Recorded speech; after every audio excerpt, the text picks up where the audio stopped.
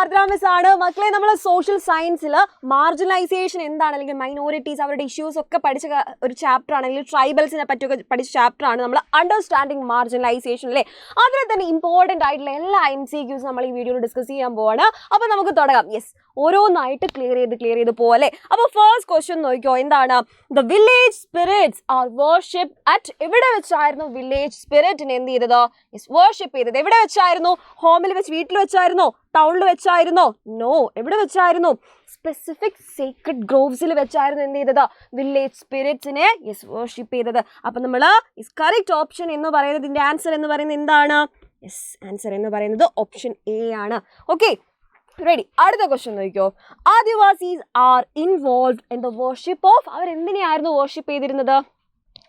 അമ്പലത്തിൽ പോയിട്ടാണോ? ടെമ്പിളിലാണോ? അല്ലെങ്കിൽ ടെമ്പിളാണോ അവരുടെ സെന്റർ ഓഫ് വർഷിപ്പ് എന്ന് പറയുന്നത്? യെസ്. പിന്നെ എന്താണ്? ഹിന്ദുയിസം ആണോ, അല്ലെങ്കിൽ ജീസസ് ക്രൈസ്റ്റിനെയാണോ വർഷിപ്പ് ചെയ്തത്? അല്ല. എന്തിനെയായിരുന്നു? അവരുടെ ആൻസസ്റ്റേഴ്സിനെ ആയിരുന്നു അവർ വർഷിപ്പ് ചെയ്തിരുന്നത്. നമ്മൾ പഠിച്ചിട്ടുണ്ടായി ട്രൈബൽസ് അവരുടെ ആൻസസ്റ്റേഴ്സ് ആൻഡ് സ്റ്റോൺസ്, ചില ട്രീസിന്, ഇതിനൊക്കെ ആയിരുന്നു വർഷിപ്പ് ചെയ്തിരുന്നത്. ഓക്കെ, അടുത്ത ക്വസ്റ്റ്യൻ. ഓക്കെ, അപ്പോൾ ഇതിന്റെ കറക്റ്റ് ആൻസർ എന്ന് പറയുന്നത് ഓപ്ഷൻ ഡി ആണേ. Okay, ready. അടുത്ത ക്വസ്റ്റ്യൻ നോക്കിയോ. Schedule tribes is termed okay use for, അതായത് ST അല്ലെങ്കിൽ ഷെഡ്യൂൾ ട്രൈബ്സ് എന്ന് പറയുന്ന ഈ ടേം ആര് ഡിനോട്ട് ചെയ്യാൻ വേണ്ടിയിട്ടാണ് നമ്മൾ യൂസ് ചെയ്യുന്നത്? ഓക്കെ, ആര് ഡിനോട്ട് ചെയ്യാൻ വേണ്ടിയിട്ടാണോ? റിച്ച് പീപ്പിളിനെയാണോ? അല്ല, ഒരിക്കലും അല്ല അല്ലേ. ആൻഡ് പിന്നെ ആരെയാണ്? പീപ്പിൾ ബിലോ പോവർട്ടി അല്ലെങ്കിൽ BPL കാറ്റഗറിയിൽ പെടുന്ന ആൾക്കാരെയാണോ? അല്ല. ഓൾ ഓഫ് ദി എബോവ് കൊടുത്തിട്ടുണ്ട്, അല്ലെങ്കിൽ ഓൾ ഓഫ് ദി ഓപ്ഷൻസ് കൊടുത്തിട്ടുണ്ട്, അതും അല്ല അല്ലേ. ആരെയാണ്?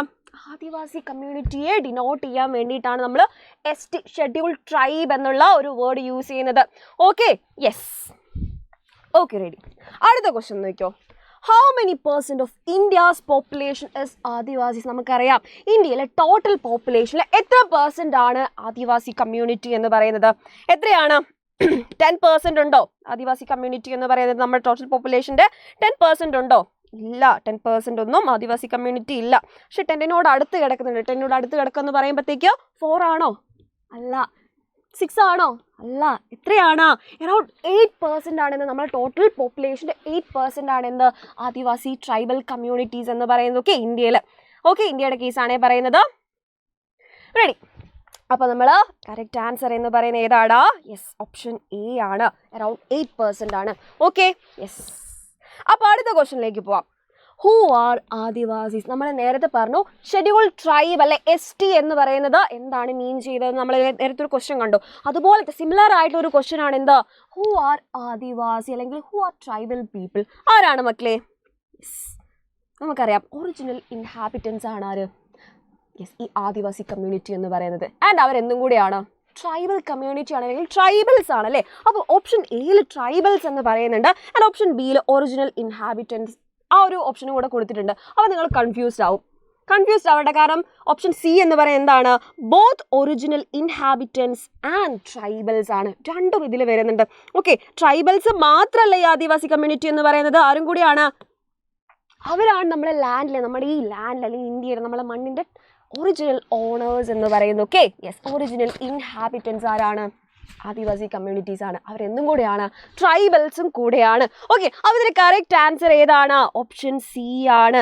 ഓക്കെ, എന്താണ്? Both original inhabitants and tribals. Ready. അപ്പോൾ അടുത്ത ക്വസ്റ്റ്യൻ നോക്കിയോ. Explain the reason why groups may be marginalised? എന്തുകൊണ്ടാണ് യെസ് ഒരു പെർട്ടിക്കുലർ കമ്മ്യൂണിറ്റി അല്ലെങ്കിൽ ഒരു പെർട്ടിക്കുലർ ഗ്രൂപ്പ് എന്ത് ചെയ്യുന്നത്? മാർജിനലൈസ്ഡ് ആവുന്നത്? എന്തുകൊണ്ടായിരിക്കാം നമുക്ക് നോക്കാം അല്ലേ. ഓപ്ഷൻ എയിൽ പറയുന്നത് both because of government profit and less majority എന്ന് പറയുന്നുണ്ട് ഓപ്ഷൻ എയിൽ. ആൻഡ് ഓപ്ഷൻ ബിയിൽ എന്താ പറയുന്നത്? ബിക്കോസ് ഓഫ് ഗവൺമെന്റ് പ്രോഫിറ്റ് അത് മാത്രമാണെന്നാണ് പറയുന്നത്. ഓപ്ഷൻ സിയിൽ പറയുന്നത് ലെസ് മെജോറിറ്റി ആണെന്ന് പറയുന്നത്. എന്താ മക്കളെ? ഓപ്ഷൻ എ അല്ലേ? എന്തുകൊണ്ടാ? രണ്ടും ഉണ്ട്. എന്തുകൊണ്ടാ? ഗവൺമെന്റ് പ്രോഫിറ്റും ഉണ്ട്, അതിൽ ലെസ് മെജോറിറ്റി ഉണ്ട്. രണ്ട് കാര്യങ്ങൾ അതിൽ വന്നിട്ടുണ്ട് അല്ലേ. യെസ്, ഓപ്ഷൻ ബിയിലും സിയിലും ആ ഒരു ഒറ്റ കാര്യം മാത്രമേ എടുത്തെടുത്ത് പറഞ്ഞിട്ടുള്ളൂ. പക്ഷെ ഓപ്ഷൻ എയിൽ രണ്ടും വരുന്നുണ്ട്. അപ്പോൾ കറക്റ്റ് ആൻസർ നിങ്ങൾക്കറിയാം ഏതാണ്? ഓപ്ഷൻ എ അല്ലേ. യെസ്, കറക്റ്റ് ആൻസർ എന്ന് പറയുന്നത് ഓപ്ഷൻ എ ആണല്ലേ. ഓക്കെ, അടുത്ത question. The village spirits are worshipped at. Okay, yes, ഇത് നമ്മൾ മുന്നേ റിപ്പീറ്റ് ചെയ്ത ക്വസ്റ്റ്യൻ ആണ്. ഓക്കെ, നമുക്കറിയാം ഏതാണ്? യെസ്, സ്പെസിഫിക് സീക്രട്ട് ഗ്രൂപ്പ്സ് ആണല്ലേ, ഗ്രോവ്സ് ആണല്ലേ. യെസ്, നമ്മൾ ഓൾറെഡി ആൻസർ ചെയ്ത ക്വസ്റ്റ്യൻ ആണ്, റിപ്പീറ്റ് ചെയ്ത് വന്നതേ ഉള്ളൂ.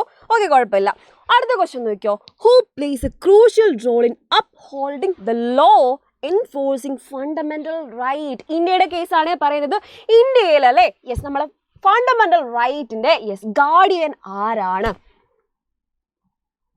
ആരാണിത് യെസ് അപ്ഹോൾഡ് ചെയ്യാൻ വേണ്ടിയിട്ട് അല്ലേ അല്ലൊരു ക്രൂഷ്യൽ റോൾ, ഇമ്പോർട്ടൻറ്റ് റോൾ ആർക്കാണെന്നാണ് ചോദിക്കുന്നത്. ഓക്കെ യെസ്, ആർക്കാണ് നമുക്കറിയാം. ആരാണ്?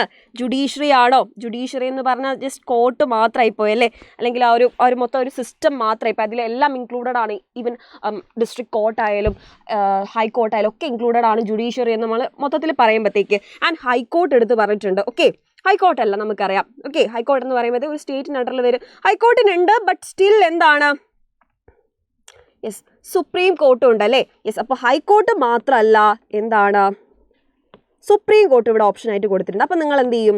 നിങ്ങൾ കൺഫ്യൂസ്ഡ് ആവും. ഓക്കെ, ജുഡീഷ്യറി എന്ന് പറയുന്നത് നമുക്കറിയാം, ജുഡീഷ്യറി ആണെന്നറിയാം. ഓക്കെ, ഈ ഫണ്ടമെന്റൽ റൈറ്റ്സ് ഒക്കെ നമുക്ക് എൻഷുർ ചെയ്യുന്ന, അല്ലെങ്കിൽ ഇതെന്തെങ്കിലും ഡിനൈ ചെയ്യപ്പെട്ടാൽ നമുക്ക് എന്ത് ചെയ്യാം? കോർട്ടിനെ അപ്രോച്ച് ചെയ്യാം. റൈറ്റ് ടു കോൺസ്റ്റിറ്റ്യൂഷണൽ റെമഡീസ് നമുക്കുണ്ടെന്ന് നമുക്കറിയാം അല്ലേ. യെസ്, ഏതെങ്കിലും ഫണ്ടമെന്റൽ റൈറ്റ് ഡിനൈ ചെയ്യപ്പെട്ടാൽ നമുക്ക് കോർട്ടിനെ അപ്രോച്ച് ചെയ്യാൻ നമുക്കറിയാം. പക്ഷെ അവിടെ ജുഡീഷ്യറി മൊത്തത്തിൽ വരുന്നുണ്ട്, നിങ്ങൾ കൺഫ്യൂസ്ഡ് ആവും. ജുഡീഷ്യറി അല്ല.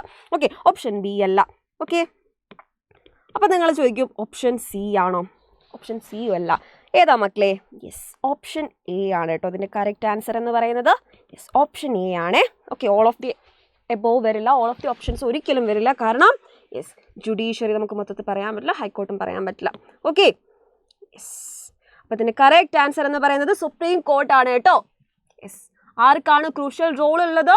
ഈ ഫണ്ടമെൻ്റൽ റൈറ്റിന് അല്ലെങ്കിൽ ഇതിൻ്റെ ഫംഗ്ഷനിങ് ഇതൊക്കെ എൻഷുർ ചെയ്യുന്നത് കൃത്യമായിട്ടല്ലേ. യെസ് യെസ് കോൺസ്റ്റിറ്റ്യൂഷണൽ റെമഡീസ് ഒക്കെ നമ്മൾ പറയുമ്പോഴത്തേക്ക് സുപ്രീം കോർട്ട് നമ്മൾ പഠിച്ചിട്ടുള്ളതാണ് അല്ലേ. അതിൻ്റെ കറക്റ്റ് ആൻസർ എന്ന് പറയുന്നത് സുപ്രീം കോർട്ടാണ് കേട്ടോ. അപ്പോൾ ഈ ചാപ്റ്ററിലെ എല്ലാ MCQയും അല്ലെ ഇമ്പോർട്ടൻ്റ് ആയിട്ടുള്ള എല്ലാ MCQയും നമ്മൾ എന്ത് ചെയ്തിട്ടുണ്ട്? അടിപൊളിയായിട്ട് പഠിച്ചിട്ടുണ്ട്. ഈ ക്വസ്റ്റ്യൻസ് ഒക്കെ ആയിരിക്കും നിങ്ങൾക്ക് എന്തെങ്കിലും ചോദിക്കുക, എക്സാമിന് ചോദിക്കുക. ഓക്കെ, അപ്പോൾ ഇതുപോലെയുള്ള ഇമ്പോർട്ടൻ്റ് ആയിട്ടുള്ള MCQs ആണെങ്കിലും ഇതുപോലെയുള്ള യെസ് ഇമ്പോർട്ടൻറ്റ് ടോപ്പിക് ആണെങ്കിലും essay ക്വസ്റ്റ്യൻസ് ആയിക്കോട്ടെ, ലോങ് ആൻസർ ടൈപ്പ് അല്ലെങ്കിൽ very short answer type questions ആയിക്കോട്ടെ, ഇതൊക്കെ എന്ത് ചെയ്യുന്നുണ്ട്? യെസ് നമ്മൾ ഇതുപോലെയുള്ള വീഡിയോയിൽ നിങ്ങളെ പഠിപ്പിക്കും. ഓക്കെ, അപ്പോൾ വേറൊരു വീഡിയോ ആയിട്ട് നമുക്ക് ഇനിയും കാണാം. അടുത്ത വീഡിയോയിൽ കാണുന്നവരേക്കും ബൈ.